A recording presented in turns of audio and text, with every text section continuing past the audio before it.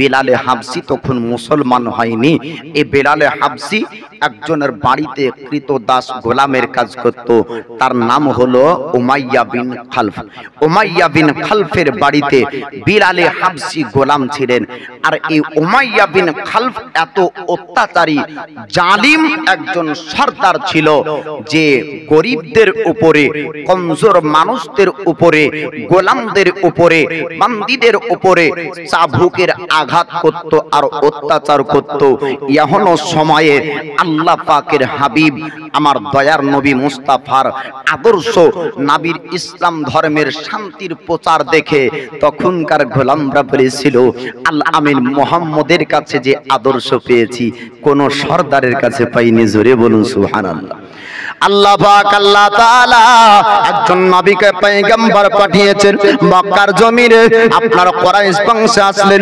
40 বছর বয়স পর্যন্ত মক্কাবাসী তারা আপনার বনেছিল, ও মক্কাবাসীরা আল আমিন মুহাম্মদ, আল আমিন মুহাম্মদকে তোমরা দেখো, তার মতন আমানতদার বিশ্বাসী ব্যক্তি মক্কার জমিনে পাওয়া যাবে না।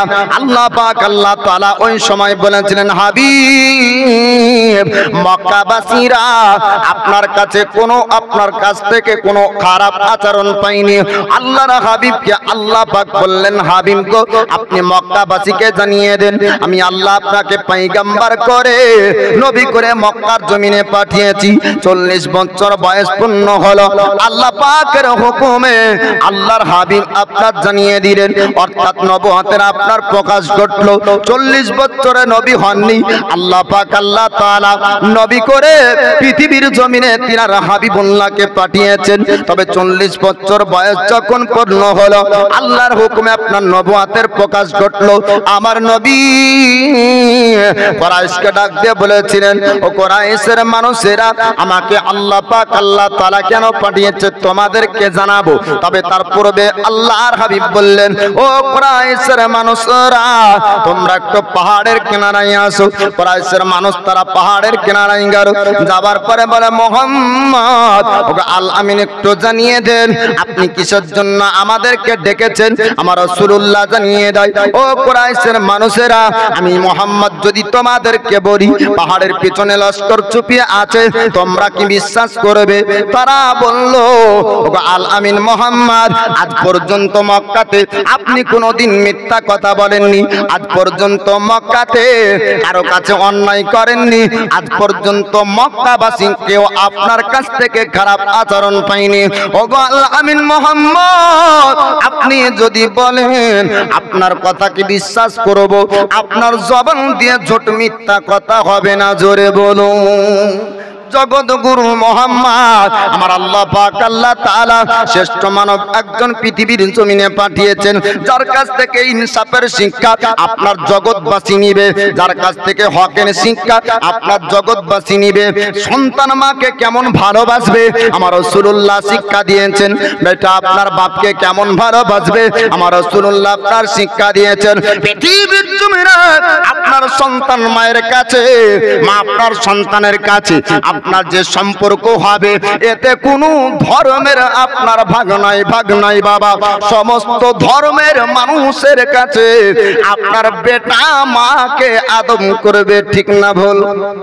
না কোনো ধর্মে আছে যে নিজের সন্তান মার সঙ্গে বেয়াদবি করবে? সব ধর্মে আছে আপনার বাপ মার সেবা করলে আপনার ভালো জায়গা হবে, বাপ মার সেবা করলে বাপ মার দোয়াতে বড় হওয়া যাবে, মায়ের দোয়াই মাস্টার হওয়া যায়, মায়ের দোয়াই ইঞ্জিনিয়ার হওয়া যায়, মায়ের দোয়াই আলিম হওয়া যায়, মায়ের দোয়া জান্নাত পাওয়া যায়। জোরে বলবেন না সুবহানাল্লাহ। আমার রাসূলুল্লাহ বলেন, মকবুল হজ, কবুল হজের সওয়াব মার চেহারাকে একবার দেখলে পাওয়া যায়। বুঝতে পারলেন? মায়ের চেহারা দেখলে কবুল হজের সওয়াব পাওয়া যায়। শিক্ষাকে দিলেন আমার রাসূলুল্লাহ। আল্লাহ পাক আল্লাহ তাআলা এমন নবীকে আপনার পাঠিয়েছেন, জগৎবাসীকে আপনার শিক্ষা নিয়েছেন।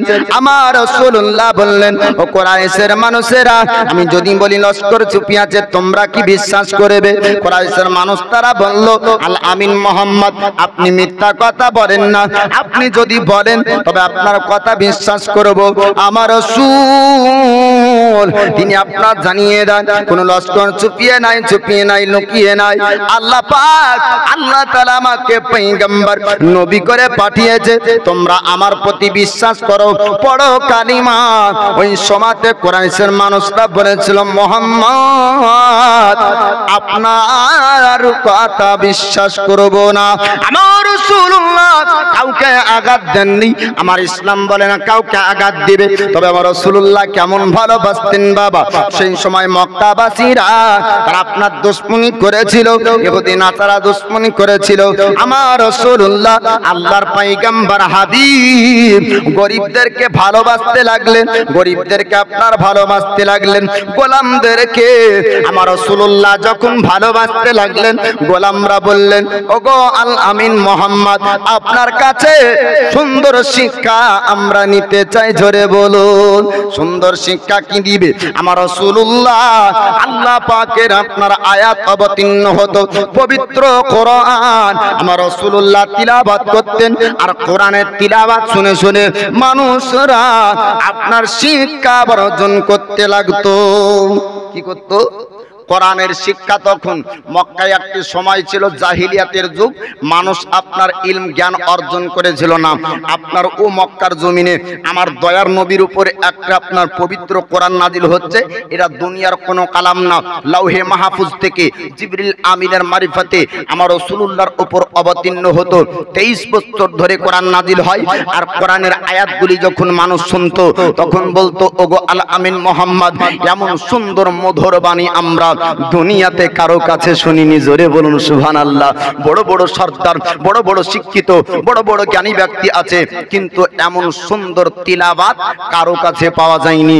কেননা দুনিয়ার বানানো তিলাওয়াত না স্রষ্টার দেওয়া তিলাওয়াত জোরে বলুন সুবহানাল্লাহ ওই সময় আপনার কুরাইশের সরদার এবং আপনার মক্কার সমস্ত সন্তান বলেছিল মুহাম্মদ যখন তিলাওয়াত করে মানুষ তিলাওয়াতে এত ভিড় করে আস্তে আস্তে মুসলমান হয়ে যায় মুহাম্মদকে চাবুকের আঘাত করতে হবে মক্কা থেকে তাড়িয়ে দিতে হবে আবু তালিবকে বলল আবু তালিব তোমার ভাতিজা মুহাম্মদকে তিলাওয়াত বন্ধ করতে বলো বানিয়ে নিজে তিলাওয়াত করে আর মানুষকে তার দিকে নিয়ে যায় ইসলাম মানুষ কবুল করে না আবু তালিব বলল ভাতিজা এই তিলাওয়াতকে বন্ধ করতে হবে ওই সময় আপনার বলেছিলেন আমার রাসূলুল্লাহ ওগো চাচা আবু তালিব আপনি চিন্তা করবেন না টেনশন করবেন না আমি নবী আমি মুহাম্মদ মিথ্যা কথা বলি না আমার আল্লাহ পাক আল্লাহ তাআলা আমার উপর যে আয়াতগুলো অবতীর্ণ করে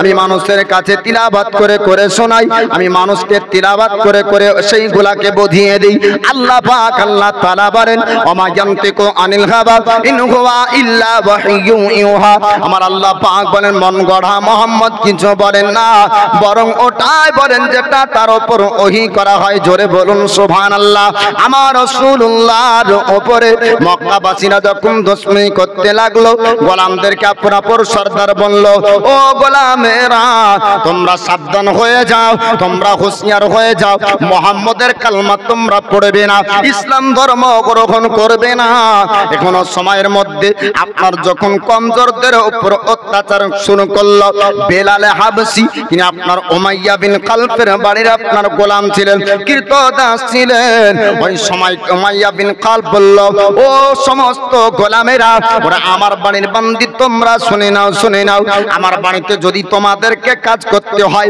চাকরি যদি করতে হয় আমার কথা মোতাবেক তোমাদেরকে চলতে হবে গোলামরা বলল ওরে উমাইয়া বিন খালফ আপনার কথা মোতাবেক তো আমরা দীর্ঘদিন চলে এসেছি আজ হঠাৎ কেন জিজ্ঞাসা করলেন হঠাৎ কেন এমন কথা আমাদেরকে বললেন ওই সময় গোলাম আপনার সমস্ত গোলাম একত্রিত হলো উমাইয়া বিন খালফ বলল ওরে বেলাল ও সমস্ত গোলামেরা শুনছো আল আমিন মুহাম্মদ নামক এক ব্যক্তি মক্কার জমিনে আছে তার কাছে যারা যায় তারাই নাকি কালেমা পড়ে মুসলমান মুসলমান হয়ে যায়। আমি তোমাদেরকে বারণ করি, তোমরা কালমা পড়ে মুসলমান যেন হবে না। আমি গোলামদেরকে আমার কথা মোতাবেক চালাবো। অন্যায় ভাবে আপনার চাবকের আঘাত করত, অন্যায় ভাবে আপনার কষ্ট দিত। একটা ওয়াকিয়া আপনার এসেছে, বিলালে হাবশী, তিনি আপনার কাজ করতেন ওই বাড়িতে, কিন্তু আমার রাসূলুল্লাহর কালেমাও পড়েনি, মুসলমান হয়নি। তবে আমার রাসূলুল্লাহ বেলালের সঙ্গে কি আচরণ করেছিলেন একটু শুনবেন বাবা। এই উমাইয়া বিন খালফ একদিন বলল, বিলাল তুমি আমার বাড়িতে কৃতদাস, আমার বাড়িতে তুমি গোলামের কাজ করো। তোমার বাপ দাদু আমাদের খানদানে কৃতদাস গোলামের কাজ করে এসেছে। বেলাল আজ পর্যন্ত তোমার কাজে ত্রুটি পাওয়া যায়নি, তাই আজ আমার বাড়িতে মেহমান আসবে, অন্য কাউকে না।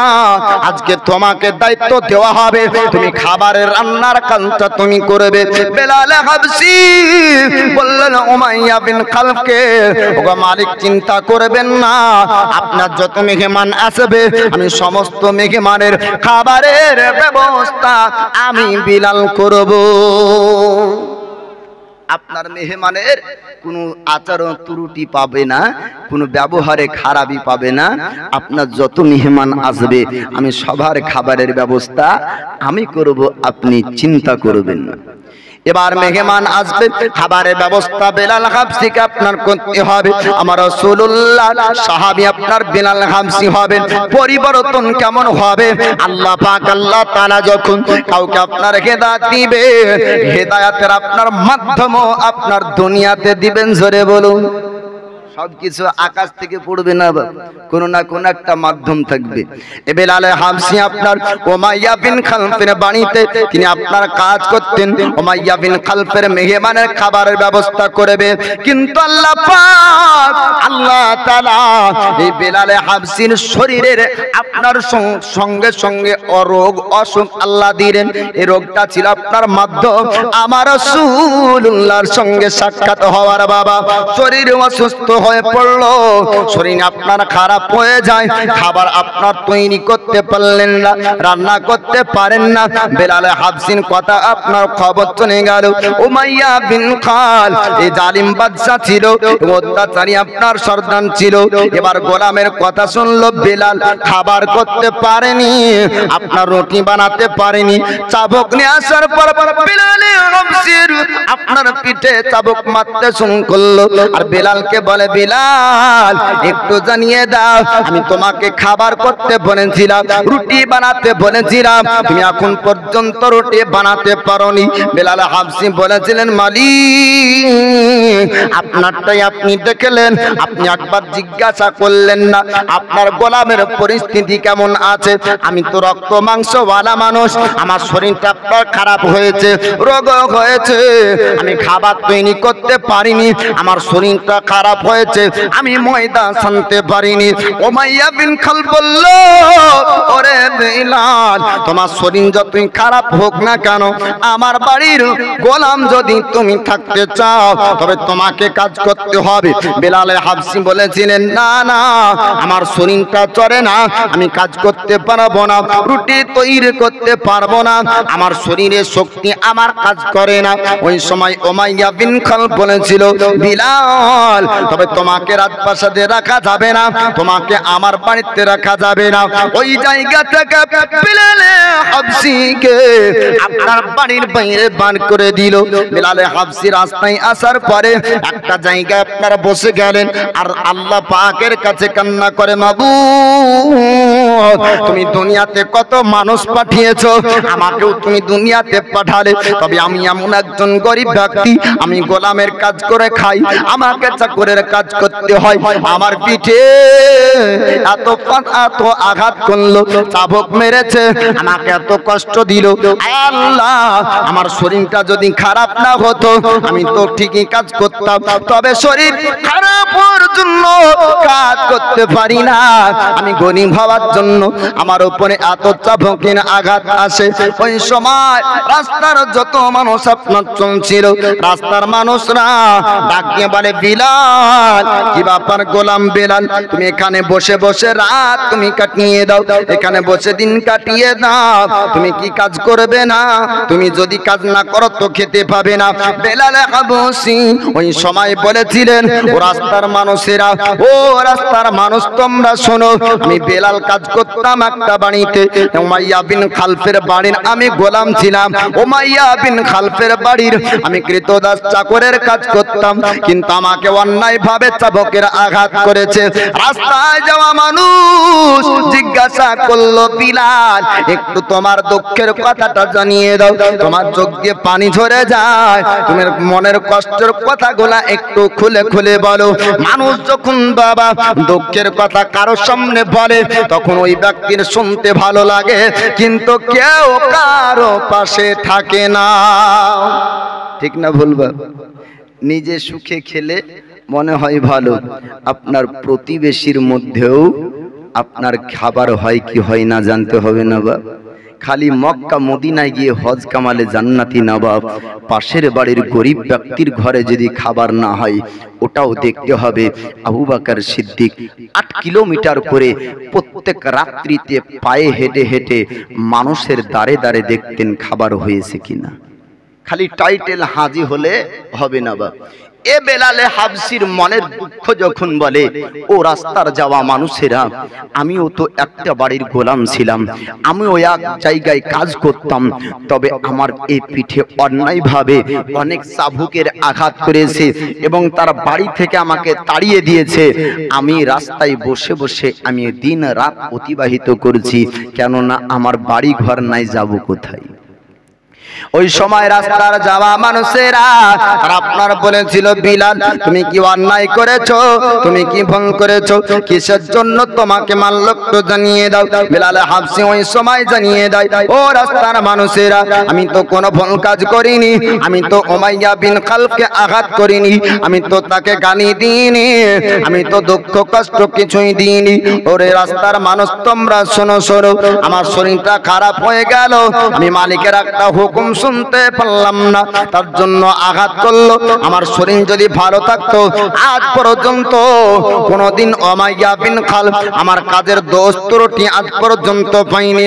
রাস্তার মানুষ সবাই শুনে চলে যায়, আমার রাসূলুল্লাহ হাবিবুল্লাহ আল্লাহর পয়গম্বর ওই রাস্তা দিয়ে আপনার পার হচ্ছিলেন। বেলালে হাবশীকে আপনার দেখার পরে ডাক দিয়ে রাসূল বললেন, বিলাল, তুমি রাস্তায় বসে আছো, তুমি কি কাজ করবে না? গোলামের কাজ যদি না করো তোমার বাড়ি চলবে কেমন করে? তুমি তো বেলালের, তুমি যদি গোলামের কাজ না করো তো খাবার পয়সা পাবে না। বেলাল হাবশী বললেন, হুজুর, আমি এক নয় দুই নয়, আমি অনেক দিন ধরে আমি উমাইয়া বিন খালফের বাড়ির গোলাম ছিলাম। আমার বাবা দাদু তার বাড়িতে কৃতদাস গোলামের কাজ করেছিল। ওগো সুন্দর চেহারার অধিকারী, আপনাকে আজ পর্যন্ত কোনোদিন দেখিনি, মক্কার কোনো মানুষের সঙ্গে মিল হবে না। ও সুন্দর চেহারার অধিকারী, হুজুর আপনি একটু জানিয়ে দেন আপনার পরিচয় সম্পর্কে। আমার রাসূলুল্লাহ বললেন, বিলাল, আমার পরিচয় তুমি নিও না, তুমি একটু বলে দাও, বলে দাও, তুমি কিসের জন্য কান্না করে রাস্তায় কেন বসে আছো? বেলালে হাবশী বলে, হুজুর, আমি উমাইয়া বিন খালফের বাড়িতে ছিলাম, আমাকে একটা কাজের দায়িত্ব দেওয়া হয়েছিল, আমাকে বলা হয়েছিল মেহমান আসবে, খাবারের ব্যবস্থা করতে হবে, কিন্তু আমি খাবারের ব্যবস্থা করব কেমন করে? আমার শরীরটা এতটাই খারাপ হয়েছে, আমি কাজ করতে পারলাম না, আমি ময়দা সানতে পারিনি, আমি রুটি বানাতে পারিনি।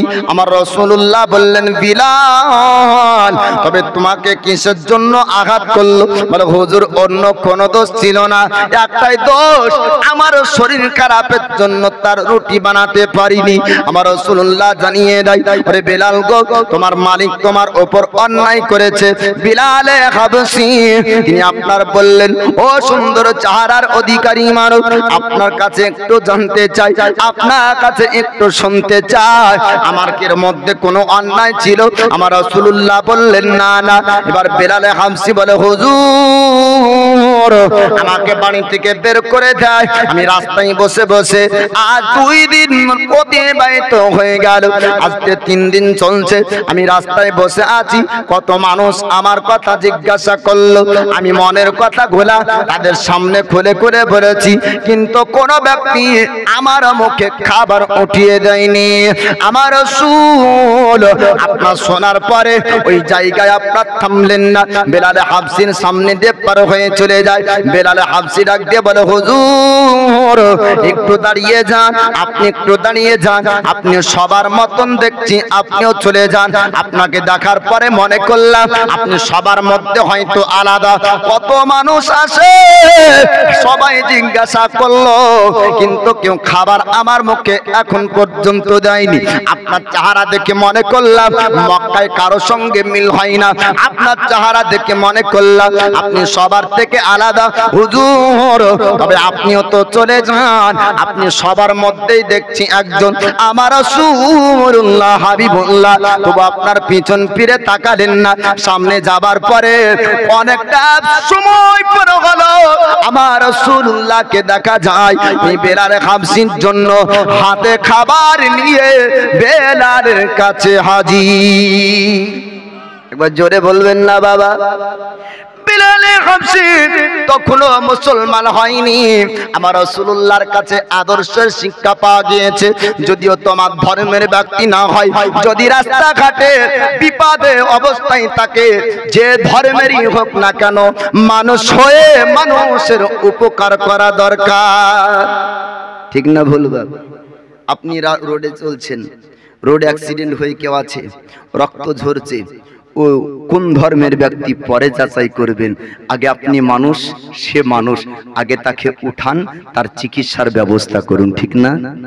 এই শিক্ষাকে দিয়েছে আমার রাসূলুল্লাহ, শিক্ষা দিয়েছেন। রাস্তায় চলছেন, রাস্তায় একটা পেরেক, একটা কাটা পোতা আছে, আগে উঠান। এই রাস্তায় কোন ধর্মের মানুষ চলবে এটা দেখবেন না, রাস্তায় অসুবিধার কারণ যেগুলা দেখা যাবে সেগুলাকে সরিয়ে দিতে হবে। শিক্ষাকে দিয়েছে আমার রাসূলুল্লাহ। এই সমস্ত শিক্ষাগুলা আমার দয়ার নবীর কাছ থেকে পেয়েছি। এ বেলাল হাবশি তখনো মুসলমান হয়নি বাপ, মুসলমান না, তখনো অন্য ধর্ম, ইহুদি ধর্মের মধ্যে তারা ছিল। এই বেলাল হাবশির অবস্থা দেখে স্বয়ং আমার রাসূল খাবার এনে তাকে খাইয়ে দিয়েছেন। একবার জোরে বলবেন না সুবহানাল্লাহ। আমরা কি কত বড় আলিম, কত বড় আমরা দাড়িওয়ালা, কত বড় নামাজি ব্যক্তি, কত বড় হাজি ব্যক্তি, যে কারো উপকার করার জন্য আগে যাচাই করতে হবে এ কোন ধর্মের ব্যক্তি আছে, এ কোন খানদানের ব্যক্তি আছে, ই দেওবন্দি কিনা, ই সুন্নি কিনা, ই ফারাজি কিনা। জি বাপ, অসহায় যারা মানুষ, আপনার বিপদ অবস্থায় যারা আছে তাদের উপকার করতে হবে, তাদের পাশে থাকবে। এটাই হচ্ছে আপনার মানবের একজন মানুষ হয়ে একটা দায়িত্ব, কর্তব্য বাপ। তো আমার রাসূলুল্লাহর এই আদর্শ, এই ব্যবহার দেখে বেলাল হাবশি খুশি হলেন। আর এই বেলাল হাবশির চোখে সব সময় আমার রাসূলুল্লাহর চেহারা ভাসতে লাগলো। জোরে বলুন সুবহানাল্লাহ। বেলাল হাবশি বার বললেন, হুজুর আপনাকে দেখে মনে করলাম আপনি সবার মধ্যে আপনি একজন, সবার মতন আপনি শুনেন আর চলে যান। হুজুর আপনাকে দেখলাম, আপনি আমার পরিচয় না জানার সত্ত্বেও আপনার আত্মীয়র মধ্যে আমি কেউ না, আপনার বংশের মধ্যে আমি কেউ না, তবে আপনি আমার জন্য খাবার এনেছেন। হুজুর আপনার মতন মানুষ পুরো মক্কার জমিনে আর কেউ নাই। জোরে বলুন সুবহানাল্লাহ। বেলাল হাবশি অসহায় একজন গোলাম আপনার রাস্তায় পড়েছিল, রাস্তায় কতজন মানুষ যাচ্ছিল, টাকাওয়ালা, আপনার কত পয়সা ভালা, কত আপনার ধনী ব্যক্তি, কত আপনার সর্দার ব্যক্তি, তারা যাচ্ছিল, কিন্তু কেউ বেলালের মুখে খাবার আপনার তুলে দেয়নি। আমার রাসূলুল্লাহ খাবার উঠিয়ে দিলেন। বেলাল হাবশির অন্তরে জাগলো আমার রাসূলুল্লাহর প্রেম, ভালোবাসা, আপনার মহব্বত। এবার বেলাল হাবশি বন্ধুর সঙ্গে আলোচনা করে, বন্ধুরে আজ একজন সুন্দর মানবের সঙ্গে সাক্ষাৎ হলো, সুন্দর চেহারার অধিকারী মানব দেখেছি। বন্ধু জিজ্ঞাসা করলো তার নাম পরিচয় কি তুমি জানো? বেলাল হাবশী বললেন না না, আমি না পরিচয় সম্পর্কে কিছু জানিনি, তবে এত সুন্দর আখলাক চরিত্রের ব্যবহার দেখেছি। বলে কি সুন্দর চরিত্র দেখলে, কি সুন্দর ব্যবহার দেখলে, কত বড় মনের মানুষ দেখেছো, বেলাল একটু তুমি জানিয়ে দাও। বেলাল হাবশী বললেন বন্ধুরে, আমি রাস্তায় যখন পড়েছি না, এক নয় দুই নয় 3 দিন ধরে আমি কিছু খাইনি পান করিনি, আমার মুখে খাবার কেউ দিল না, আমার মুখে যে খাবার দিল মুহাম্মাদুর রাসূলুল্লাহ, জোরে বলো। এবার আপনার বন্ধুরা শুনলো, বন্ধুরা তারা বলা বলি করে বেলাল একজন ব্যক্তির পরিচয় সম্পর্কে শুনেছি, আল আমিন মোহাম্মদ মক্কার জমিনে এসেছে, কুরাইশ খানদানে এসেছে, সমস্ত সর্দাররা বলে গোলামদেরকে ও গোলামেরা ওই মোহাম্মদের কালমা যেন খবরদার পড়বে না, খবরদার পড়বে না। বেলাল হাবশীর বন্ধু বলল বেলাল রে, ওই ব্যক্তি হয়তো হতে পারে, নচেত এমন সুন্দর ব্যবহার আর মক্কার কোন সরদারের মধ্যে পাওয়া যাবে না। ইহুদি যারা সর্দার ছিল গোলামের উপর অত্যাচার তারা করত, উতবা তারা অত্যাচার করত, সাইবা আপনার অত্যাচার করত, আবু লাহাব অত্যাচার করত, উমাইয়া বিন খালফ অত্যাচার করত। সমস্ত অত্যাচারীদের সামনে সুন্দর ভালোবাসার মহব্বতের শিক্ষা দিতে যিনি এসেছেন তিনি আমাদের রাসূলুল্লাহ। সমস্ত জুলুম, সমস্ত অত্যাচারীদের কাছে এই শিক্ষাই দিতে আল্লাহ পাক নবী পাঠিয়েছেন যে মানুষের উপর জুলুম করে, অত্যাচার করে, কষ্ট দিয়ে না, মানুষকে ভালোবাসতে শিখো, জোরে বলুন সুবহানাল্লাহ। আমার রাসূলুল্লাহ হাবিবুল্লাহর নাম প্রশংসা মক্কায় চললো। এবার বেলাল হাবশী আর বন্ধুদের মধ্যে আপনার আলোচনা হয়। এবার কিছুদিন আপনার কেটে যেতে যেতে যেতে বেলাল হাবশীর বন্ধু আপনার মুসলমান হয়ে গেল, ইসলাম ধর্ম গ্রহণ করে নিল, আল্লাহ পাকের পবিত্র কোরআনের শিক্ষা পেতে লাগলো। বেলাল হাবশীর বন্ধুর পরিবর্তন দেখে বেলাল হাবশী বললেন বন্ধুরে,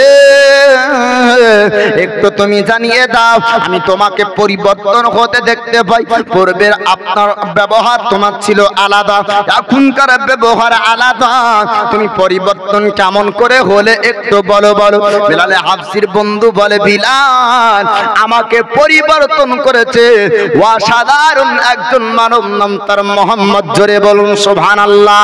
কেন না ও ব্যক্তি বলে যখন আপনার ইসলাম ধর্ম গ্রহণ করেনি, আল্লাহর পবিত্র কালাম আপনার পড়েনি, আমার রাসূলুল্লাহর শিক্ষা যতক্ষণ নাইনি, জবানে আপনার মিথ্যা বলতে বাধা ছিল না, আপনার অন্যায় করতে বাধা ছিল না, কারোর সঙ্গে জুলুম করতে বাধা ছিল না, যেমনই আমার রাসূলুল্লাহর কালেমার প্রতি বিশ্বাস করলো, যখন ইসলাম ধর্ম গ্রহণ করে বেলাল হাবশীর বন্ধু বলে বেলাল রে, আমার জীবন অটোমেটিক পরিবর্তন হয়ে গেল, জোরে বলো। যখনই আমি নবীর আদর্শ মুহাম্মদের শিক্ষা আমার জীবনে চলে আসলো, আমি তখনই পরিবর্তন হয়ে গেলাম। পরিবর্তন করেছে আল আমিন মুহাম্মদ, জোরে বলুন সুবহানাল্লাহ। আমার রাসূলুল্লাহ হাবিবুল্লাহর কথা শোনার পর বেলাল হাবশী বললেন বন্ধু আমি একটু জানতে চাই, আমি একটু যেতে চাই ওই আল আমিন মুহাম্মদের কাছে। আমার রাসূলুল্লাহর কাছে বেলাল হাবশী যাবে। যাবার পরে এবার বেলাল হাবশী বন্ধুকে বললেন চল চল, আমি আল আমিন মুহাম্মদের কাছে যেতে চাই। আমার রাসূলুল্লাহর কাছে বেলাল হাবশী আসার পর অন্য কোন চেহারা না, ওই চেহারাকে বেলাল হাবশী দেখতে পায় যে চেহারা আপনার বেলাল হাবশীর মুখে খাবার উঠিয়ে দেয়, জোরে বলুন সুবহানাল্লাহ। বেলাল হাবশী বলে হুজুর আপনার নাম প্রশংসা আমি মক্কাতে অনেক শুনেছি, আমার বন্ধুর কাছে শুনেছি। বলে হুজুর গো আপনার কাছে আমি এসেছি, আপনার কাছে কালমা পড়ে মুসলমান হতে চাই, জোরে বলুন সুবহানাল্লাহ। মক্কাবাসী মুশরিকরা মিথ্যা অপবাদ দিয়েছিল আমার রাসূলুল্লাহর জন্য। আর আপনার বলেছিল মুহাম্মদ একটা বড় জাদুকর জাদু শিখেছে, জাদুর ক্ষমতাতে মানুষকে মুসলমান বানিয়ে নেয়। না না, আমার রাসূলুল্লাহ জাদুর ক্ষমতায় মুসলমান বানায়নি। আমার নবীর আখলাক চরিত্র দেখে, নবীর ব্যবহার ভালোবাসায় মুসলমান হয়েছে। বাপ, এ সমস্ত ইতিহাস না পড়লে, শুনলে খালি বোঝা যাবে না। আমরা ইসলামী ইতিহাস যখন বিশ্ব নবীর জীবনী পড়ে দেখেছি, বাপ দয়ার নবী মায়ার নবীর আদর্শ ভালোবাসাতে মানুষ মুসলমান হয়েছিল। জাদুর ক্ষমতাতে, অত্যাচারে আর তরবারির আপনার ভয় দেখিয়ে কেউ কাউকে মুসলমান বানায়নি। এগুলা হলো মিথ্যা অপবাদ দেওয়া ছিল মক্কাবাসীদের, যেন ইহুদি নাসারারা যেন মুসলমান না হয়ে যায় এর জন্য। তখনকার যুগে আলাদা ধর্ম ছিল বাপ, এখন তো এখনকার সিস্টেমের মতন না। তখন ইহুদি নাসারা মুসা নবীকে মানতো, ঈসা নবীকে মানতো, এরপরে আর কোনো নবী হবে না এমন বিশ্বাসী ধর্ম ব্যক্তি ছিল। হ্যাঁ, এই লাউড স্পিকারে ভাববে মনে হয় যে কেউ অন্য ধর্ম বলতে কাকে না কাকে বলছে বাপ। তখনকার ধর্ম আর এখনকার ধর্ম এক নয়। তখন হযরত মুসা নবীকে যারা মানতো আর তারপরে কোনো নবী হবে না এই বিশ্বাসের উপর যারা ছিল, তার নাম হলো ইহুদি। আর নাসারা হলো ঈসা নবীর পরে নতুন কোনো নবী হবে না, এটা নাম হলো আপনার নাসারা। তো ইহুদি নাসারা ধর্মের কথা আলোচনা করছি বাপ, অন্য কেউ অন্যদিকে নেবেন না। তো তারা বলল যে মুহাম্মদ কি করে, জাদু দেখায় আর জাদু দেখে মুসলমান বানিয়ে নেয়। এটা হলো তাদের দেওয়া অপবাদ। কিন্তু আমার নবী কি করে মুসলমান বানাতেন দেখেন। মসজিদে নববী তৈরি হলো, আমার রাসূলুল্লাহ আল্লাহর হাবিব, তিনাকে আল্লাহ পাক আল্লাহ তাআলা এত ভালোবাসা, এত মায়া, এত মমতা আপনার মেশিন করে দুনিয়াতে পাঠিয়েছেন। মসজিদে নববীতে একজন ইহুদি ব্যক্তি দাঁড়িয়ে দাঁড়িয়ে পেশাব করে। আলিয়ে সিরে খোদা মুশকিল কুসা হায়দার কাররার বলে, হুজুর একটু অনুমতি দেন। কি করবে? তরবারি মারব, গর্দান আলাদা করব। আমার দয়ার নবী মায়ার নবী বলে একটু দাঁড়িয়ে যাও। ওমরে ফারুক বলে, হুজুর একটু অনুমতি দেন, এর গর্দান থব না। আমার দয়ার নবী বলে একটু দাঁড়িয়ে যাও। এই ইহুদি দেখতে ছিল ইসলামের শিক্ষা কেমন। আমার দয়ার নবী বললেন, হে আমার সাহাবায়ে কেরাম তোমরা শোনো, এ ইবাদত খানা মসজিদে পেশাব করেছে, কয়েক লোটা পানি আনো। কয়েক লোটা পানি আনা হলো, পানি দ্বারাতে মসজিদ ধৌত করে দেয়। আমার রাসূলুল্লাহ জিজ্ঞাসা করলেন আলিয়ে সেরে খোদা মুশকিল কুসা হায়দার কাররারকে, আয় আলী তুমি বলো এ জায়গাতে নামাজ হবে কিনা? আলী সেরে খোদা বললেন, হুজুর পেশাবে নাপাক হয়েছিল, পানিতে পাক হয়ে গেল, অতএব নামাজ হবে, কোনো অসুবিধা নাই। আমার দয়ার নবী বললেন, যেখানে কয়েক লোটা পানিতে সমাধা হয়ে যায় ওই জায়গাতে তরবারির প্রয়োজন নাই। জোরে বলুন সুবহানাল্লাহ। ও ব্যক্তি ছুটতে ছুটতে আসলো, আসার পরে বলে, হুজুর মিথ্যা অপবাদ দেওয়া হয়েছিল, মিথ্যা প্রচার করা হয়েছিল আপনার নামে। হুজুর গো, আপনি কাউকে জাদু করে মুসলমান বানাননি, আপনাকে দেখেই মানুষ মুসলমান হয়েছে। জোরে বলবেন না। ইসলাম শিক্ষা দেয় না কাউকে আঘাত করো, ইসলাম শিক্ষা দেয় আপনার মানুষ মানুষকে ভালোবাসো, ভালোবাসার ছায়ার তলে আনতে চাই মুসলমান। এ শিক্ষা দিয়েছে আমার দয়ার নবী মুস্তাফা। আমার রাসূলুল্লাহ হাবিবুল্লাহর কাছে এবার বেলাল হামসি দেওয়ার পরে বলে, হুজুর আমাকে কালমা পড়ে দেন, আমাকে মুসলমান বানিয়ে নেন, ইসলাম ধর্ম গ্রহণ করতে চাই। এবার হযরত বেলাল হামসি ইসলাম ধর্ম গ্রহণ করলেন। বেলাল হামসি আপনার মুসলমান হলেন। মুসলমান হওয়ার পর আমার রাসূলুল্লাহ পবিত্র কোরআনের শিক্ষা আপনার দিতে লাগলেন। আল্লাহর বাণী পবিত্র কোরআন আপনার বেলাল শুনে, শোনার পর উমাইয়া বিন খালফের বাণী যাওয়ার পরে উমাইয়া বিন খালফ বলল, ও বেলাল আমি কানে আওয়াজ পেলাম তুমি নাকি মুহাম্মদের কালমা পড়েছো, মুহাম্মদের প্রতি বিশ্বাস করেছো, ইসলাম ধর্ম গ্রহণ করেছো, তুমি নাকি মুসলমান হয়ে গিয়েছো। ওই সময়তে বেলাল হাবশী তিনি আপনার বলেছিলেন, হ্যাঁ হ্যাঁ আমি ইসলাম ধর্ম গ্রহণ করার পরে আমার জবানে মিথ্যা কথা বলি না, আমি বেলাল সত্য কথা বলি, জোরে বলুন সুবহানাল্লাহ। বিলাল হাবশিকে এবার উমাইয়া বিন খালদ বলল, ও বিলাল, আমি তোমার উপর আঘাত করব যদি তুমি ইসলাম ধর্মকে না ছেড়ে দাও। বিলাল হাবশি বললেন, উমাইয়া, তুই যত রকম আঘাত করবি না কেন, আমি বিলাল ইসলাম ধর্ম ছাড়ব না। জোরে বলুন সুবহানাল্লাহ। যতই আঘাত করিস না কেন, ইসলাম ধর্ম আমি ছাড়বো না। বিলাল হাবশি ওই সময় বললেন, উমাইয়া বিন খালদ, শোন শোন, আমি রাসূলুল্লাহর কাছে গিয়েছিলাম, আল্লাহর পবিত্র কোরআন শুনেছি, আল্লাহর পবিত্র কালাম শুনেছি, সত্য কথা বলার ব্যাপারে আমি শুনেছি, সত্য কথা বলবা। ওরে উমাইয়া, আমার জানের ভয় নাই, তুই যদি আমাকে মেরেও ফেলিস, আমাকে যদি কতল করে দিস, আমি রাসূলুল্লাহর কালেমা বলতে পারবো না। বিলাল হাবশি এর কথা শোনার পর উমাইয়া বিন খালদ বলল, ও সেনা বাহিনীরা, বিলালকে আঘাত করতে হবে, বিলালকে চাবুকের আঘাত করো। বিলাল গেল ওই কালমা ছেড়ে দেয়, কালমা ছিঁড়ে দেয়। বিলাল হাবশি পিঠে আপনার চাবুকের আঘাত করা হলো, আর চাবুকের আপনার আঘাত করে বিলালকে জিজ্ঞেস করে, বিলাল, একটু জানিয়ে দাও, তুমি কি কালমা ছাড়বে না? বিলাল হাবশি বললেন, না না, আমার জীবনটা চলে যাবে, আমি বিলাল কালমা ছাড়তে পারবো না। উমাইয়া বিন খালদ বলল, ও সেনাবাহিনীরা, এই বিলালকে কারাগারে বন্দী করতে হবে, জেলখানায় বন্দী করে দাও, জেলখানা থেকে যেন বাইরে না আসতে পারে, মুহাম্মদের তিলাওয়াত যেন বিলাল শুনতে না পায়। আমার রাসূলুল্লাহর, আমার হাবিবুল্লাহর সাহাবী হযরত বিলালকে কারাগারে বন্দী করা হলো, জেলখানায় বন্দী করা হলো। এই বিলাল হাবশি জেলখানায় থাকে, রাত্রির অন্ধকারে আমার রাসূলুল্লাহ মহব্বত আপনার টান দিয়েছে। বিলাল হাবশি আপনার চলে যায়, যাওয়ার পরে আমার রাসূলুল্লাহর কাছে আল্লাহর আপনার পবিত্র কোরআনের বাণী শুনলেন।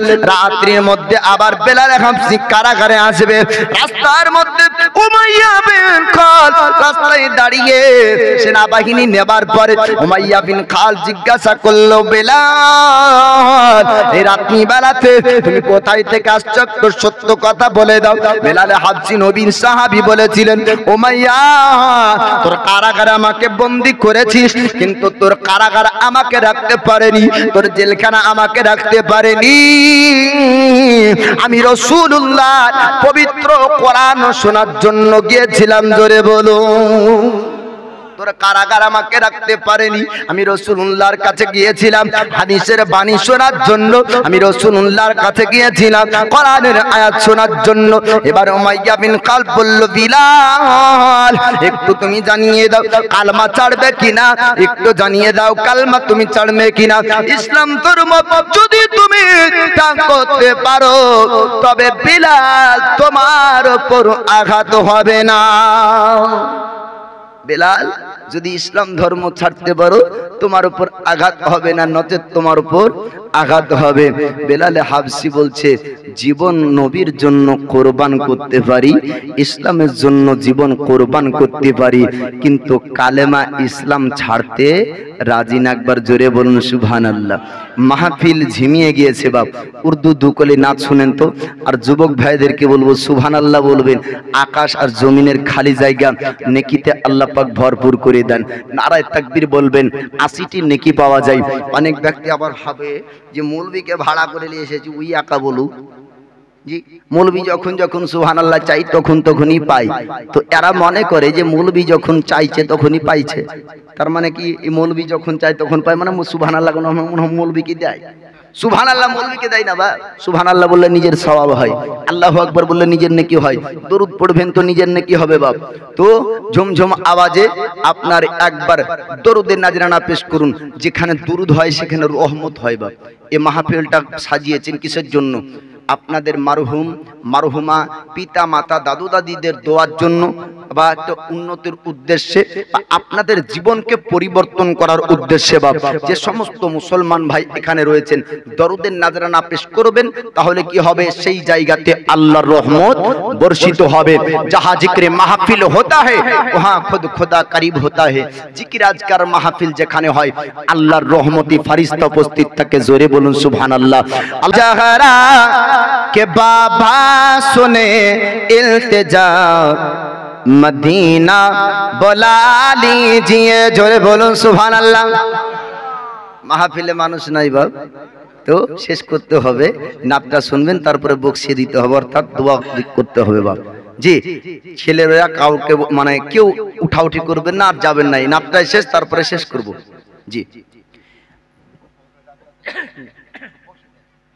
হ্যাঁ, আপনাদের যুব যারা যে সমস্ত যুব কমিটি, গ্রামবাসী, মুসলমান ভাই সবাইকে বলা হচ্ছে এখন আখরি মোনাজাত হবে, শেষ দোয়া হবে। আপনারা আসেন, এই নাতটাই পড়বো বাপ। অনেক বাংলা শুনেছেন, নাবির ইশক মোহাব্বতে এই উর্দু নাতটা শুনবেন বাপ, দিয়ে আমার আলোচনা শেষ করব।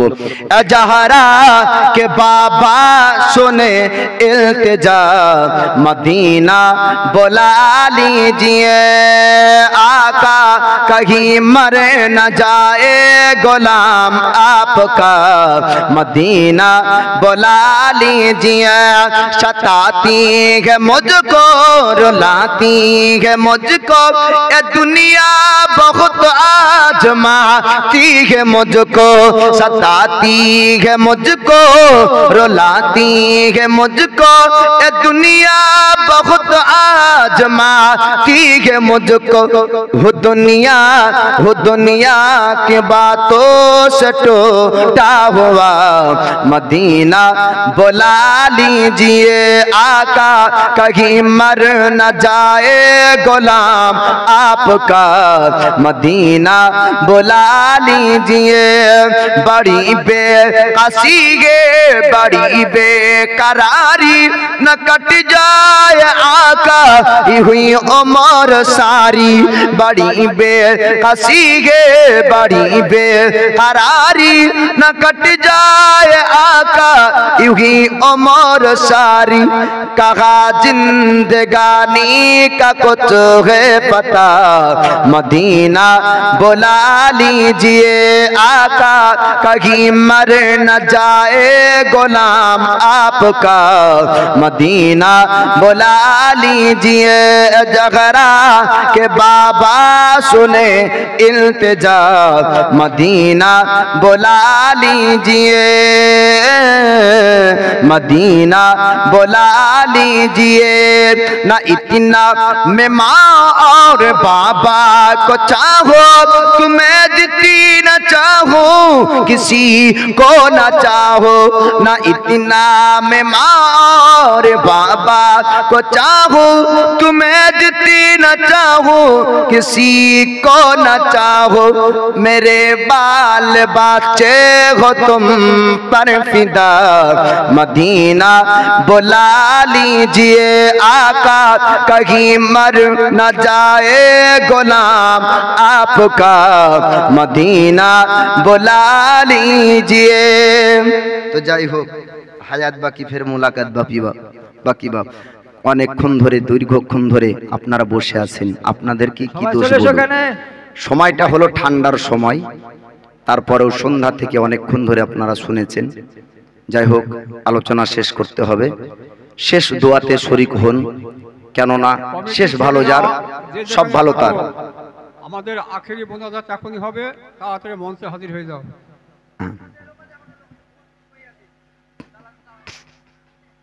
আমার তো কিছু করার না, আমাকে শেষ করতে বলে শেষ করতে হবে।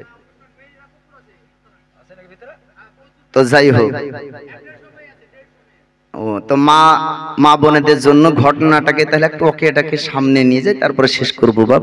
উঠবেন না, দোয়া করতে হবে। আজকে রাত্রি জেগে নেন না জি, কালকে ঘুমাবেন তাহলে। এবার বলবেন যে কি হুজুর আপনার তো ছুটি বলার পরে আমাদেরকে কাজ করতে হবে। তো আপনাদের হুজুরও গিয়ে আপনার খালি থাকবে না বাপ। আপনাদের দোয়াতে আল্লাহর রহমতে আগামীকাল 2 জায়গায় জলসা আছে বাপ। তো আমরাও প্রত্যেক রাত্রি জাগি, আপনারা একটা রাত জাগেন না। তো হযরতে বেলালে হাবসি উমাইয়া বিন খালফকে বলে, আমি ইসলাম ধর্ম গ্রহণ করেছি, ইসলামের শিক্ষাদর্শ পেয়েছি, আমি এ ধর্ম ছাড়বো না কিছুর বিনিময়ে। উমাইয়া বিন খালফ বলল, বেলাল যদি তুমি কালমা না ছাড়ো তোমার উপর আঘাত হবে, যদি তুমি কালমা না ছাড়ো তোমাকে চাবুকের আঘাত করা হবে। বেলালে হাবশী ওই সময় আপনার বলেছিলেন, ওরে উমাইয়া বিন খালফ আমাকে আঘাত করবি, আমার কোনো অসুবিধা থাকবে না, কিন্তু আমি রাসূলুল্লাহর কালেমা ছাড়বো না। ইসলাম ধর্ম আমি গ্রহণ করেছি, এই ইসলাম ধর্মকে আমি ছাড়বো না। উমাইয়া বিন খালফ বলল, ও সেনাবাহিনীরা তোমরা চাবুক নিয়ে আসো, বেলালকে চাবুকের আঘাত করো। বেলাল কেন কালমা ছাড়তে চাই না? বেলাল কেন কালমা বলবে না? বেলালকে কালমা ছাড়াতে হবে। বেলালে হাবশী বলে, না আমি কালমা ছাড়তে পারবো না। চাবুকের আপনার এক নয় দুই নয় কয়েকবার আঘাত করার পর বেলালে হাবশীর শরীরে আপনার রক্ত প্রবাহিত হতে লাগলো। বেলালে হাবশীর শরীরে রক্ত আপনার ঝরে। উমাইয়া বিন খালফ ডাকতে বলেছিল, বেলাল এখনো সময় আছে, তুমি যদি কালমা ছেড়ে দাও, ইসলাম ধর্ম যদি ত্যাগ করে দাও, তোমাকে চিকিৎসা করব, তোমাকে ভালো করে দিব, দুনিয়াবি টাকা তোমাকে দেওয়া হবে, দুনিয়ার পয়সা আমরা তোমাকে দিব এবং তোমাকে ভালো কবিরাজ দিয়ে চিকিৎসা করাবো।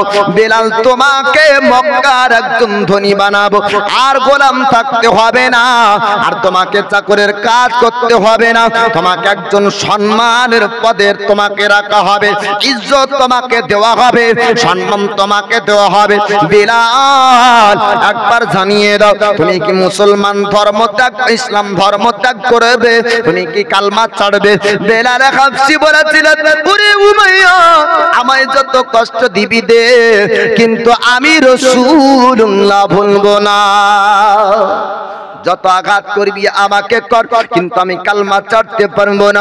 উমাইয়া বিন খালফের সেনাবাহিনীরা যতবার আপনার চাবুকের আঘাত করেছিল, আমার রাসূলুল্লাহর প্রেমিক হযরত বেলাল আপনার ততবার কালমার বাণী তিলাওয়াত করেছিলেন, আপনার আহাদ আহাদ শব্দ ব্যবহার করেছিলেন, আল্লাহকে ডাকে, আল্লাহ রাসূলকে ডাকে। এই বেলালে হাবশী আপনার শরীরে রক্ত প্রবাহিত হতে হতে শরীরের আপনার অনেকটা জায়গা আপনার খাম হয়ে গেল। বেলালে হাবশীকে আপনার বলা হয়েছিল, বিলাল এখনো কি তুমি কালমা ছাড়বে না?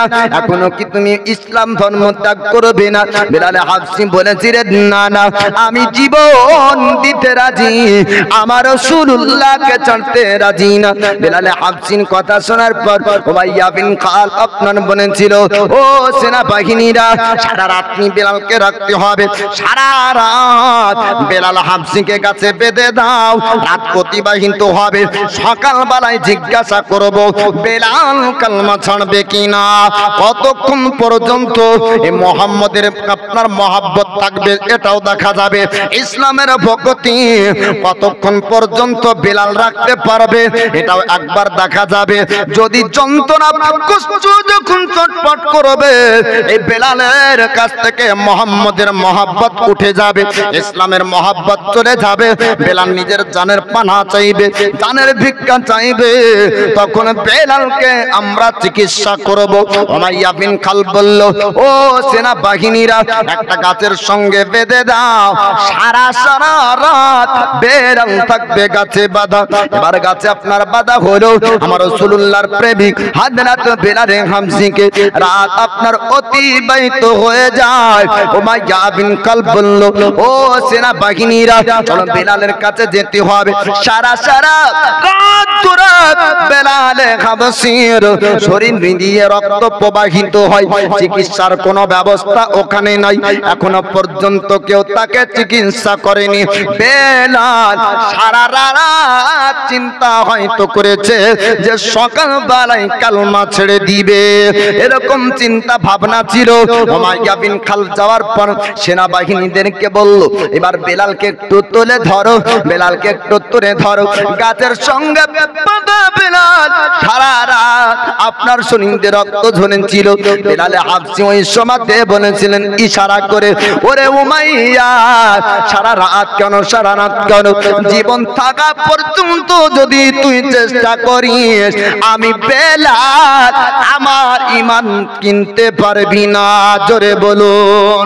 আমরা পৃথিবীর জমিনে আমরা দুনিয়াতে মানুষের কাছে বিক্রি হয়ে যায়, ঈমান আপনার বিক্রি করে দিই, নাম আমাদের আপনার, আমরা মুসলমান কিন্তু ধর্মের কাজ করতে পারি না। বাবা আমার পূর্বের বাবা কত জন ব্যক্তিকে বললো আল্লাহ রাখে 2000 3000 করে দাও, কত জনের কান পর্যন্ত আওয়াজ দিয়েছিল। একবার মালাকুল মউতের যদি আওয়াজ চলে আসে আপনার নিকটে তবে দুনিয়া ছেড়ে চলে যেতে হবে। কাল কিয়ামতের দিন হাসরের ময়দানে আপনার কবরে কোন ব্যক্তি বলবে না এক বিঘে সম্পত্তির বিক্রি করে কিয়ামত হাসরের জন্য নিয়ে যেতে হবে। কে বলবে? কেউ বলবে বাবা? কেউ বলবে না। যতদিন বেঁচে আছেন জমিকার আপনার, ঘরকার আমার, কবর আপনার, হাসর পুলসিরাতে তখন বলবে এই জমিকার, বলে তোর না, জমিকার আল্লাহর, এ জমিন কার? আল্লাহর। কবরে বলবে তুই কিসের বলে পার হবি? আমলের। আমল কই? বলবে ফাঁকা। কেন? জমিতে হয়নি। বলেন না। ঘরে না, গাড়িতে না, টাকাতে না, এ মানুষের লোভ কোনদিন আপনার যাই না। বাপ যদি আপনার একতলা বাড়ি হয় তো বলবে যে আল্লাহ ওকে ভালোবাসে, ওকে দুতলা বাড়ি দেয়, ওকে গাড়ি দেয়। আপনি একবার দুতলা বাড়িওয়ালার গাড়িওয়ালাকে না দেখে যদি একবার দেখেন, আল্লাহ অনেক রাস্তাতে দেখা যায় হ্যান্ডিক্যাপ মানুষ, অসহায় মানুষ, দুই চোখ নাই, আপনার দুই পা নাই, এইরকম মানুষদেরকে দেখে সেই সময়তে বলেন আল্লাহ এরাও তো তোমারই বান্দা, এও তো তোমারই বান্দি, তার মতন না বানিয়ে আল্লাহ আমাকে সুস্থ শরীর দিয়েছো, তোমার লাখ শুকরিয়া। জোরে বলবেন না সুবহানাল্লাহ? আমরা এমনটা করতে পারি বাপ? আমরা সব সময় বড়দেরকে দেখি। তো বেলালে হাবসি দেখছেন যে এ উমাইয়া আমাকে তুই বড় লোক বানাতে পারিস, আমাকে তুই টাকা দিতে পারিস, আমাকে তুই সম্পদ দিতে পারিস, এ উমাইয়া শোন সব কিছু আমাকে দিতে পারিস, কিন্তু নবীর মহব্বত কিনতে পারিস না। জোরে বলবেন না সুবহানাল্লাহ? বেলালে হাবসি ওই সময় আপনার বলেছিল রে উমাইয়া বিন খাল একটু তুই শোন, আমি সব কিছু নিতে পারি, আমি রাসূলুল্লাহর কালেমা বলতে পারবো না, ইসলাম ধর্ম ছাড়তে পারবো না। আয় উমাইয়া শোন, আমাকে কিনতে চাস না, তুই কিনতে আমাকে পারবি না। উমাইয়া বিন খাল বলল ও আমার সেনা বাহিনীরা বেলালকে একটু তোমরা খাড়া করে ধরো। বেলালে হাবশির শরীরের যন্ত্রণায় আপনার মাথাটা নিচু দিকে হয়ে যায়, সারা রাত শরীর দিয়ে আপনার রক্ত প্রবাহিত হয়েছিল। এবার দিনের বেলায় সকাল বেলায় বেলাল হাবশিকে আবার তোলা হলো, জিজ্ঞাসা করা হলো। বেলাল হাবশি বলে আয় উমাইয়া শোন, আমি সারা রাত আহাদ শব্দ ব্যবহার করেছি, আমি সারা রাত আল্লাহকে ডেকেছি, আমি সারা রাত ধরে আমার রাসূলুল্লাহর কালেমার বাণী পড়েছি, লা ইলাহা ইল্লাল্লাহ মুহাম্মাদুর রাসূলুল্লাহ সাল্লাল্লাহু আলাইহি ওয়াসাল্লাম। আমার হযরত বেলাল বলে আমি রাসূলুল্লাহর কালেমা পড়ে পড়ে আমি রাত অতিবাহিত করে দিয়েছি, আমার শরীরের যন্ত্রণা বেদনা গুলা আমার নবীর কালেমায় আমার ওষুধ হয়েছে। জোরে বলুন। আমাদের দুনিয়ার ডক্টরের চিকিৎসায় রোগ ভালো হয় আবার নাও হয়, রোগ চিকিৎসা করার পরে মারাও যায়। সাপুরিয়ার কাছে আপনার কবিরাজের কাছে নিয়ে যাওয়ার পরে আপনার সাপে কামড়ানো বিষ পান, আপনার ভালোও হয় নাও ভালো হয়। আর আমার দয়ার নবী মায়ার নবী তিনি লালা মুবারক লাগিয়ে দিলেন আবু বকর সিদ্দিকের পায়ে, এক নয় দুই নয়, 1000 বছরের পুরাতন সাপ আপনার 70 বারের অধিক এক জায়গায় আপনার সবল মেরেছিল, তো হযরত আবু বকরের শরীরের বিষ পানি হয়ে যায়। জোরে বলবেন না সুবহানাল্লাহ? এই হযরত বেলাল বলে আমি সারা রাত ধরে আমি রাসূলুল্লাহর কালেমা পড়লাম, তো আমার দয়ার নবীর কালেমা আমার জন্য ওষুধ হয়ে যায়, আমি রাত্রিতে যন্ত্রণা বেদনা বুঝতে পারিনি। উমাইয়া বিন খালব বলল, আমার সেনাবাহিনীরা আবার তোমরা আঘাত শুরু করে দাও, আবার তোমরা চাবুক মারো।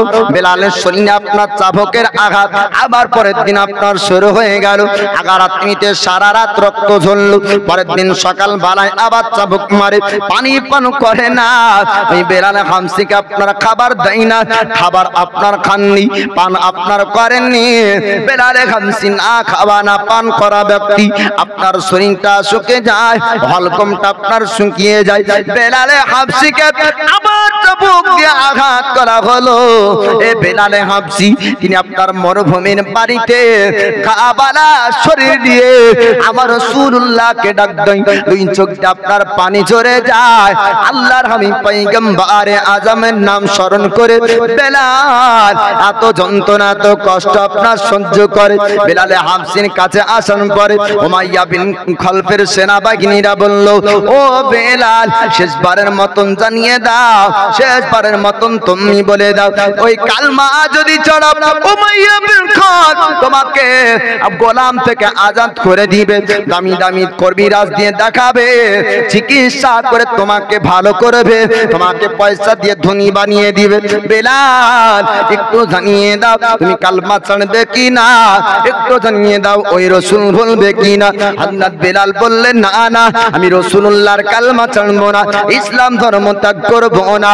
ও সেনাবাহিনী রে, তোরা যত আঘাত করবি কত, আমি নবীর প্রেম ছাড়তে পারবো না। জোরে বল সুবহানাল্লাহ।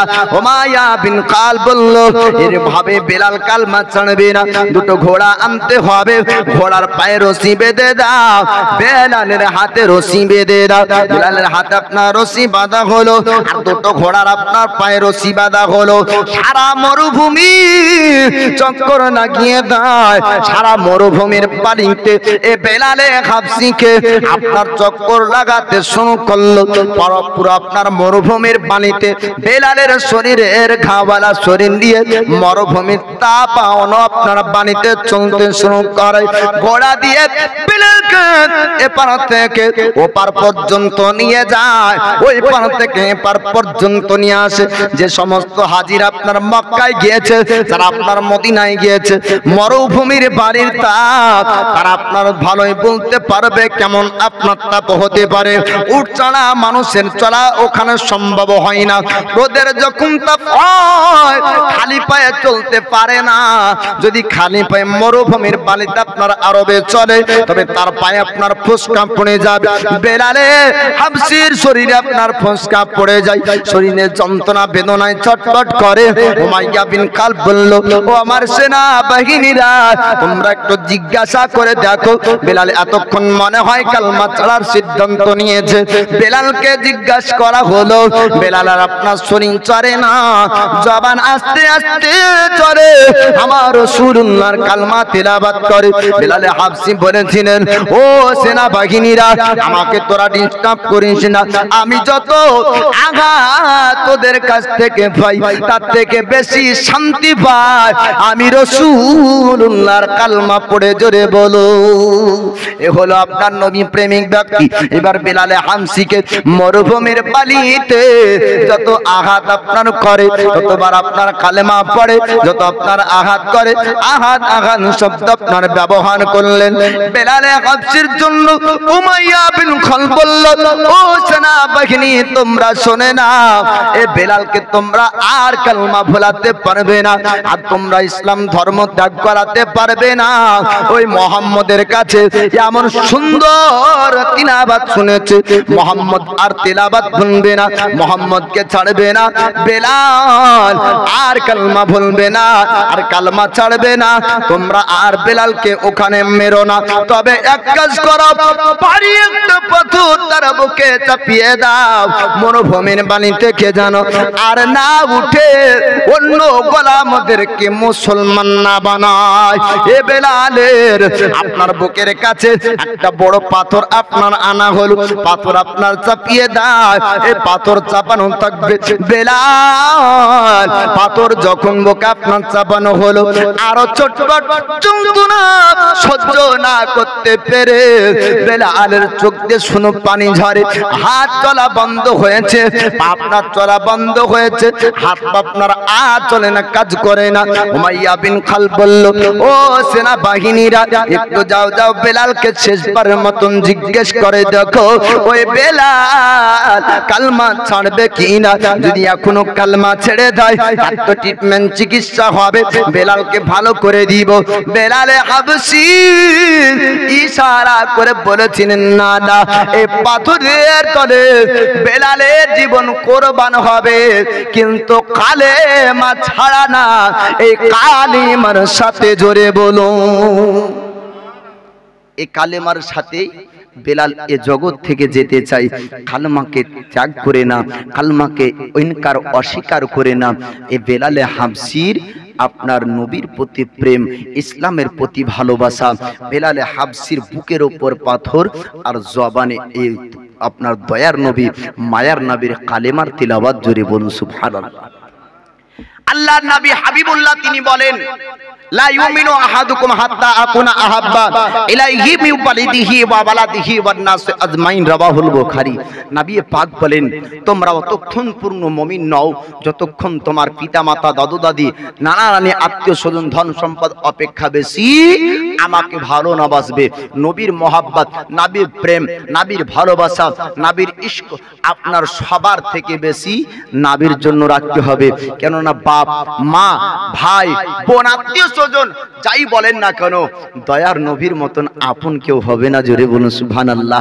আমরা আল্লাহর বান্দা, আমরা আল্লাহর বান্দি, আমরা আল্লাহকে অতটা ভালোবাসতে পারিনি যতটা আমার আল্লাহ আমাদেরকে ভালোবেসেছেন। আমরা নবীকে অতটা ভালোবাসতে পারিনি, নবীর উম্মতকে নবী যতটা ভালোবেসেছেন। এই দুনিয়াতে তো আপনার নবীর ভালোবাসা পেয়েছেন, আপনার কাল কিয়ামতের দিন, আখিরাতের দিন আমার নবী আমাদেরকে ছাড়া জান্নাত যাবে না। একবার জোরে বলবেন না সুবহানাল্লাহ। নবী আল্লাহকে বলবে, মাহবুব আয় আল্লাহ, আমার উম্মত জাহান্নামে থাকবে, আমি মুহাম্মদ, আমি নবী জান্নাত যেতে চাই না। আল্লাহ বলবেন, হাবিব আপনি কি চান?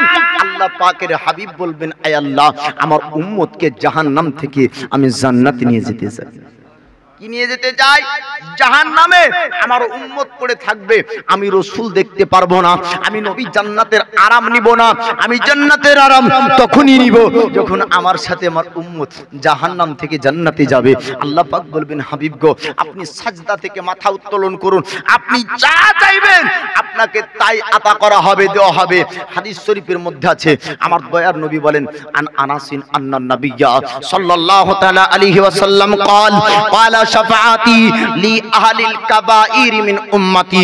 আমার দয়ার নবী মায়ার নবী তিনি বলেন যে আমার শাফাআতের বা দৌলতে আমার গুনাহে কাবীরাকারী উম্মতি পর্যন্ত জান্নাতি।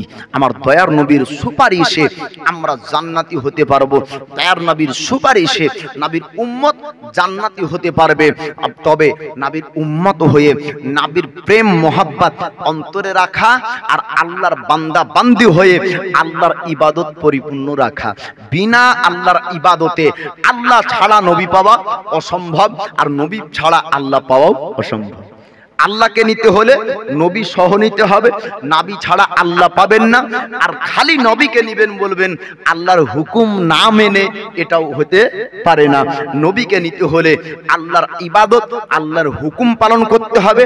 আল্লাহর নৈকট্য লাভ করতে হলে, আল্লাহকে রাজি খুশি করতে হলে নবীর প্রেম ভালোবাসাও অন্তরে রাখতে হবে। তো যাই হোক, বা দীর্ঘ আলোচনা আপনার শোনার এই টাইমটা না, এই টাইমটা একটা মানুষের আরামের ঘুমের টাইম। তো যাই হোক, এই হাজরাতে বেলালে হাবশির বুকে পাথর চাপানো বেলালে হাবশি তবুও আমার রাসূলুল্লাহর কালেমা পড়ে। জোরে বলুন সুবহানাল্লাহ। একটু আর একটু ছোট্ট ওয়াকিয়া এটুকি আছে বাপ। এবার পাথর তো চাপানো থাকলো, বেলাল কি মারা গেল? তো বেলাল যদি এখনই মারা যায় তাহলে মুয়াজ্জিন করলো কোথায়? মুয়াজ্জিন হলো কোথায়? শুনবেন বাবা, মারা যায়নি, বলে কি হলো? এ তো বুকে পাথর চাপা দিয়ে আপনার উমাইয়া বিন খালফরা চলে যায়। কিভাবে? বেলালের বুক থেকে পাথর নামলো। আমার রাসূলুল্লাহ হাবিবুল্লাহর সাহাবী, নাম তার আবু বকর সিদ্দিক। তিনি রাস্তা দিয়ে পার হয়ে চলে যান। তিনি ছিলেন আপনার ব্যবসায়ী, ওখানে আপনার ব্যবসা করতেন। বেলালে হাবশির এই কথা শুনিয়েছিলেন একজন মহিলা, তার তিনি হচ্ছেন উমাইয়া বিন খালফের আপনার বেটি। উমাইয়া বিন খালফের বেটি ডাক দিয়ে বলল, আবু বকর আপনি একটু দাঁড়িয়ে যান, আপনি একটু দাঁড়িয়ে যান।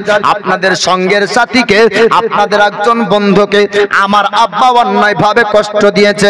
যদিও বা বেটি অন্য ধর্মের ব্যক্তি আপনার ছিল, ইহুদি ধর্মের ব্যক্তি ছিল, তার বাপের ধর্মের ব্যক্তি ছিল, কিন্তু তার মধ্যে সততা ছিল। সে দেখলো তার আব্বা অন্যায় ভাবে একজন ব্যক্তিকে কষ্ট দেয়, নিজের বেটি বাপের প্রতিবাদ করতে শুরু করলো। বলে বাপের জন্য বলে, আবু বকর আমার আব্বা অন্যায় ভাবে কষ্ট দিয়েছে, তবে আপনার বন্ধুকে রাখবেন না, সঙ্গের সাথীকে এইভাবে মরুভূমিতে ফেলে রাখবেন না, একটু জানজান আপনার বন্ধু সঙ্গের সাথীকে আপনি নিয়ে আসুন। এবার হযরত বেলাল যাবার পর দেখা যায় উমাইয়া বিন খালফের সেনাবাহিনী এবং উমাইয়া বিন খালফ ওই জায়গায় পাহারা দেয়। এবার বেলালে হাবশী তিনি আপনার পাথরে চাপা, বেলাল আছেন মরুভূমিতে। আবু বকর বলে, উমাইয়া একটু জানিয়ে দাও এই বেলালকে যদি আমি কিনতে চাই তুমি আমার কাছে বিক্রি করবে কিনা। উমাইয়া বিন খালফ চিন্তা করলো বেলালকে দেওয়ার কাজ করানো যাবে না, কমজোর গোলাম হয়েছে, যদিও বা চিকিৎসা করি আগের পূর্বের মতন কাজ করতে পারবে না, মার আঘাতে বেলাল দুর্বল হয়ে পড়েছে। এই বেলালকে আর আমার বাড়িতে রাখবো না, রাখলেও তো কোনো কাজে আসবে না। বেলালকে যদি বিক্রি করে দিই তবে তো টাকা পয়সাটা পাবো, ওটাই লাভ মুনাফা হয়ে যাবে। উমাইয়া বিন খালফ বলল, আবু বকর বেলালকে বিক্রি করতে চাই, তবে কত টাকা মূল্য দিবে একটু জানিয়ে দাও।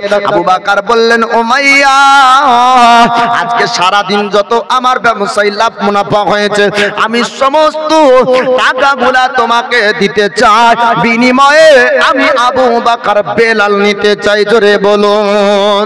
আবু বকর সিদ্দিক হযরত বেলালকে আপনার খরিদ করলেন, কিনে নিলেন।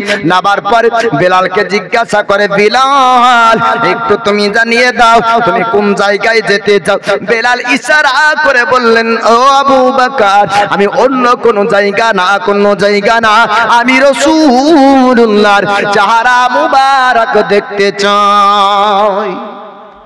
আমি অন্য কোনো জায়গাতে যেতে চাই না, আমি রাসূলুল্লাহর চেহারাকে দেখতে চাই। আমার দয়ার নবীর কাছে আনা হলো। এ বেলালে হাবশিকে দেখার পরে দয়ার নবী, মায়ার নবী তিনার নূরানি হাতকে এই বেলালে হাবশির শরীরে বুলিয়ে দিলেন, তো সঙ্গে সঙ্গে শরীরের দাগগুলা মিশে গেল। জোরে বলবেন না সুবহানাল্লাহ। আর শরীরের যন্ত্রণা বেদনা হযরতে বেলাল ভুলে গেলেন, সব ব্যথা ভুলে যে আমার রাসূলুল্লাহর নূরানি চেহারাকে দেখতে থাকলেন। সাহাবীরা বলেন, আমরা যখন কোন রকমের পরিস্থিতি খারাপের সময় থাকতাম, কোন চিন্তিত হয়ে থাকতাম, দয়ার নবীর চেহারাকে দেখে নিতাম, আমাদের মুশকিল আসান হয়ে যেত, চিন্তা দূর হয়ে যেত।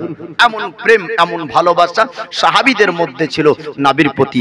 আপনার হযরতে বেলালে হাবশী তিনি রাসূলুল্লাহর কাছে আসলেন, আল্লাহর হাবিবের কাছে আসলেন, তবে সম্মান কি পেলেন, ইজ্জত কি পেলেন? তো আমার দয়ার নবী তিনি হচ্ছেন ইমাম, আর দয়ার নবীর শ্রেষ্ঠ মুয়াজ্জিন হযরত বেলালে হাবশী। জোরে বলুন সুবহানাল্লাহ। নবী বলেন, কাল কিয়ামতের দিন মুয়াজ্জিনের গর্দান উঁচু হবে। ইসলামের মধ্যে এই বেলাল আসার পরে সম্মান ছোট হয়নি, সম্মান বড় হয়েছে। বেলালে হাবশী আসার পরে তাকে পিছন কাতারে স্থান দেওয়া হয়নি, মুয়াজ্জিনের জায়গা দেওয়া হয়েছে, অর্থাৎ ইমামের পিছনে, নবীর পিছনে সর্বপ্রথম জায়গা বেলালে হাবশী নামাজের কাতারে পেয়েছেন। ইসলাম এটাই শিক্ষা দেয়, একজন গরিব ব্যক্তি, একজন মাস্টার, একজন ফকির দুজনে একসঙ্গে মসজিদে ঢুকবে। মাস্টারের জন্য এমনটা নয় যে তোমার জন্য আগের কাতার, ফকিরের জন্য এমনটা নয় তোমার জন্য পিছন কাতার। শরিয়াতের মাসলা, ইসলামের আদর্শ শিক্ষা হলো এই যে আগে যে ঢুকবে সে মসজিদের আগের কাতারে যাবে, পরে যে আসবে সে মসজিদের পরের কাতারে থাকবে, চাহে ও রাজা হোক এত ও ফকির হোক। জোরে বলবেন না সুবহানাল্লাহ। যদি রাজা ব্যক্তি হয় আর পরে যদি যায় তো রাজার জন্য আপনার সামনের কাতার নয়, রাজা পেছন কাতারেই থাকবে। আর যদি ফকির হয় আগে যদি মসজিদে যায় আগের কাতারেই থাকবে।